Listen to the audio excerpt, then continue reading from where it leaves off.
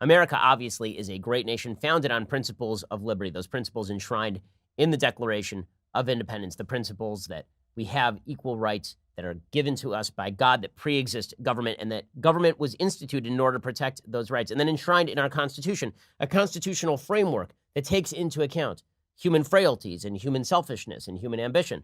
In Federalist 51, James Madison specifically talks about the fact that human beings aren't angels and human beings aren't devils. We're just human beings. And that means that we have to have checks and balances to prevent us from overriding the rights of our fellow citizens. And so the founders create this incredibly complex system that is designed to have a judiciary that checks an executive, that checks a legislature, and all the way back around, a legislature checking a judiciary and the executive.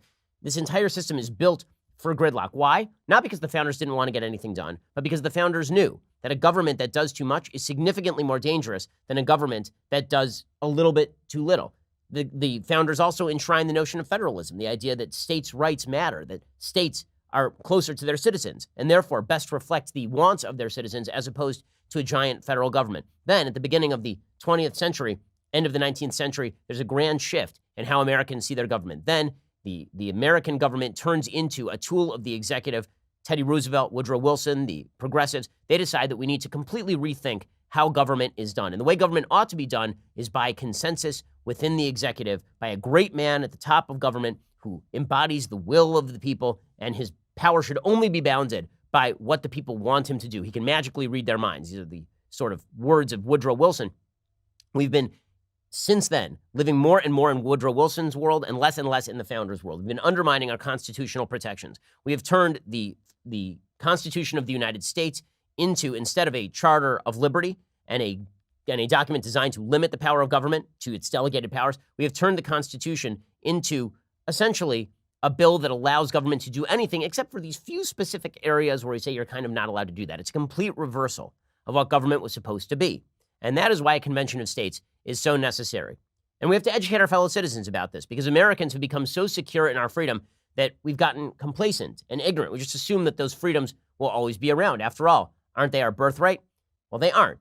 Freedom has to be re-enshrined in every generation. It has to be re-inculcated. And the system that was originally designed to protect those freedoms and then perfected over the course of American history, those freedoms extended and applied to every citizen, right? That system needs to be retaught, relearned, strengthened, and bolstered. But because we didn't have to fight for our freedom, at least most of us, many of us don't actually appreciate those freedoms the way that we should. Our education in history is completely lacking. When we get to our schools, it's usually all about how America's a terrible, horrible, no good, very bad place, until the left took over and redid American government. And it's still no good, very bad, terrible place. But what we need is more leftism. The Constitution is an old, hackneyed document. We need to leave it behind, a bunch of old white slave owners. That is missing the eternal value of the Constitution, the eternal truth that the founders spoke about, the way that human nature operates, and the balances and checks and guardrails that we need in order to stop human beings from becoming tyrants. We no longer understand the proper role of government. We don't understand the need for its power to be limited. It's one of the reasons we should be alarmed by the rising popularity of socialism in America. It's a complete reversal of what people used to think government was for. Government was always to protect your rights from others. It was never to give you the ability to take things from the people who sit around you. Socialism is antithetical to America's founding principles. Not only that, it always happens to fail. So how do we stop all of this? Well, the first step is to educate our kids, right? We have to start there. It's what I do every day on my show. It's what you do every day with your kids. And it's what the Convention of States is doing. We need to remind the country of the greatness of the blueprint provided by that Constitution. We need to remind the country that the proper place of government in society is limited, not because small government is better than big government, but because government was designed in order to preserve rights, not in order to invade them. And when government invades rights, it loses its reason for being. In order to repair the damage that's been done through decades of neglect and abuse and perversion of the Constitution, we do need a Convention of States to impose fiscal restraints on Washington, limit its power and jurisdiction, force it back into the confines that the founders originally envisioned, but obviously extended to protection of all citizens.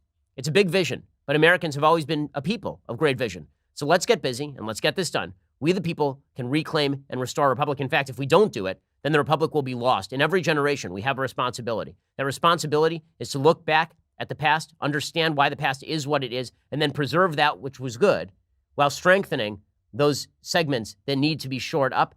And that way we provide a foundation where we can build for the future. We're building that foundation for the future today. You're building that foundation for the future at the Convention of States. So thank you.